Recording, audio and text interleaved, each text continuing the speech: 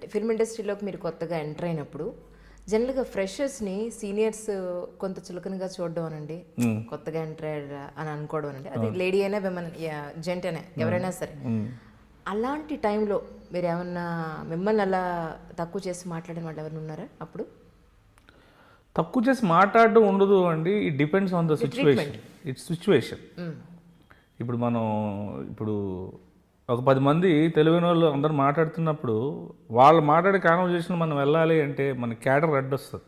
Exactly correct. So వాళ్ళు కూడా మన మీద అటెన్షన్ పే చేయలేరు. ఇప్పుడు ఇంట్లో మీరు మీ పాప బర్త్డే బిజీగా ఉన్నారు, ఏ పని మనిషి వచ్చి సార్ మా ఇంట్లో బాధగా ఉందండి అది ఇదంటే ఉండమ్మా నేను నా బిజీలో నేనుంటే అంతే జరుగుతుంది తప్ప there is no ill treatment అండి. ఇల్ ట్రీట్మెంట్ అనేది మనం తీసుకుంటాం.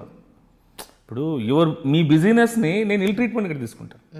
మేడం బిజీగా ఉన్నారు నేను ఎందుకు డిస్టర్బ్ చేయాలి నేను ఆలోచించాను. ఎంతసేపు నా పని నేను చెప్పేసుకుందాం, నా బాధ నేను బయటపడిపోదాం, నా వర్క్ నేను చేసేసుకుందాం అనుకుంటాను తప్ప వాట్ యువర్ సిచ్యువేషన్ ఎక్కడ ఉన్నారనేది నేను ఆలోచించాను. దాన్నే మనం ఏంటంటే వాళ్ళు ఇల్ ట్రీట్మెంట్ ఇస్తారు. ఎందుకు ఎవరు ఇల్ ట్రీట్మెంట్ ఇవ్వరు? నేను అసలు బ్రహ్మానంద గారు చాలాసార్లు చెప్పారు there is no ill treatment. మనం తీసుకునే విధానం బట్టి మనకు ఉంటుంది. ఫిల్మ్ ఇండస్ట్రీలోకి మీరు వచ్చిన తర్వాత మీరు నేర్చుకున్న విషయాలు ఏంటి? నేను నేర్చుకున్న విషయాలు ఏంటంటే ఆయన దగ్గర నాకు ఎక్కువ ఇన్స్పిరేషన్ ప్రభాస్ గారండి. ఎందుకంటే ఆయనకన్నా వయసులో నేను పెద్దవాడిని. అతి చిన్న వయసులో ఇన్ని రెస్పాన్సిబిలిటీసు, ఇంత ఓపిక ఎక్కడ డాలింగ్ ఏంటి ఎట్లాగా అంటే అనుభవిస్తే తెలుస్తుంది. చాలా పేషెన్స్. ఆ ఏజ్లో అంత పేషెన్స్ నేను కాదు కదా, ఎవరో ఉండలేరు, కష్టం. పైగా అంత ఫేమ్ వచ్చేసిన తర్వాత కూడా ఆయన అందరి గురించి ఆలోచించే ఓపిక భగవంతుడు ఆయనకి ఇచ్చేసాడు.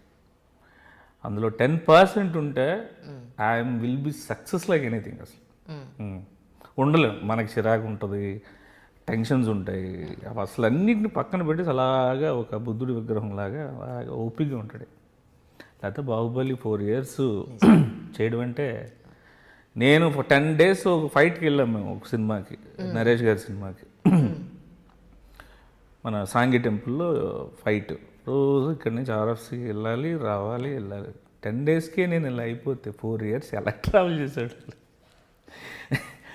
ఆర్ఎఫ్సీ వెళ్ళి వచ్చి 4 years అంటే మాటల అంత పేషెన్స్ ఆయనకి. అంతే అంటే వర్క్ బాగా మనం ఎంజాయ్ చేయగలిగితే ఆ పేషెన్స్ వస్తుందని నా నమ్మకం.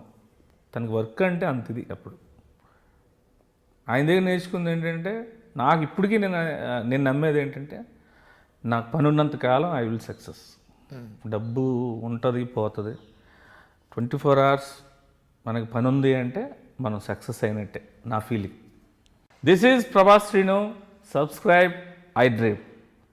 Your dream, my dream is I dream.